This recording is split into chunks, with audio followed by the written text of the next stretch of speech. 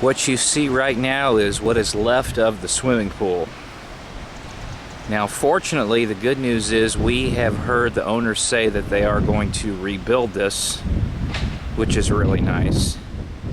And one of the ironic things I find about the memories that I have of 7A is that you would think that a place that has such a gorgeous river running down there wouldn't really have use for a swimming pool, but for some reason the swimming pool was always packed, as I remember, including when my kids would come here. Many times they'd want to come in the pool as opposed to go to the river, and just have so many memories of staying out here until it closed about 10 o'clock on the hot summer nights.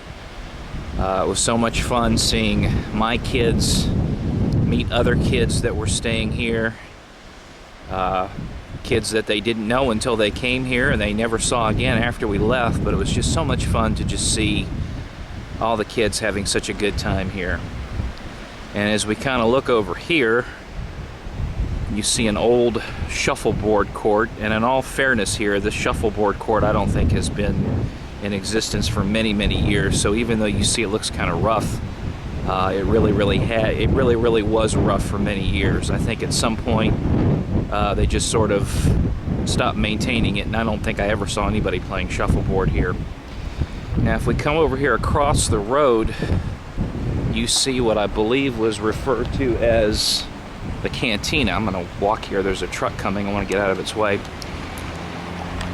A little bit of history for you when we talk about this place is that before they really had Pioneer Town built up, and before they had built the arcade, this was actually the recreational hall here. And I really don't have any memories of it because it was really before my time. I have some very foggy, vague memories of maybe the early 1970s when I was still a toddler. And they had like maybe a pool table and a ping pong table, and they had, I remember, a nasty black and white TV. Of course the cabins didn't have TVs back then.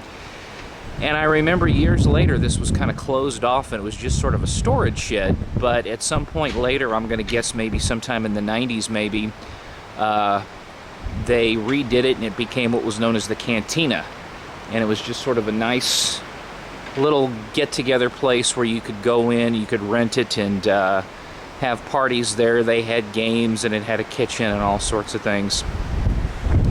Moving over here as we walk, we see, sadly, some more parts of 7A that are probably gone for good.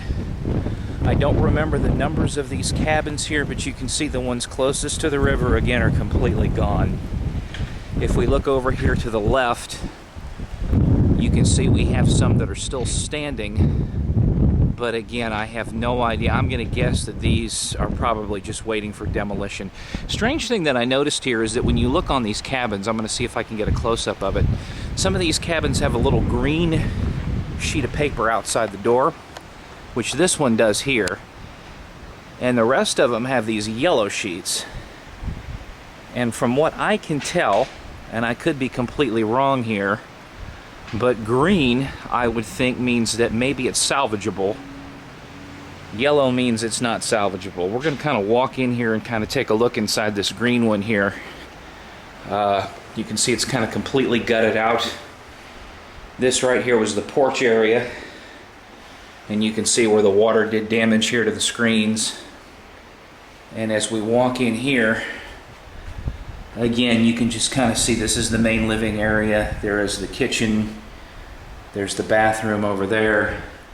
And you can see all the appliances have been ripped out. But again, from what I can tell, and maybe I'm being optimistic here, but this cabin here looks like it could be salvageable. So maybe that's good news, but if it was, we're going to walk back outside. Sadly, it's the only cabin on this side of the swimming pool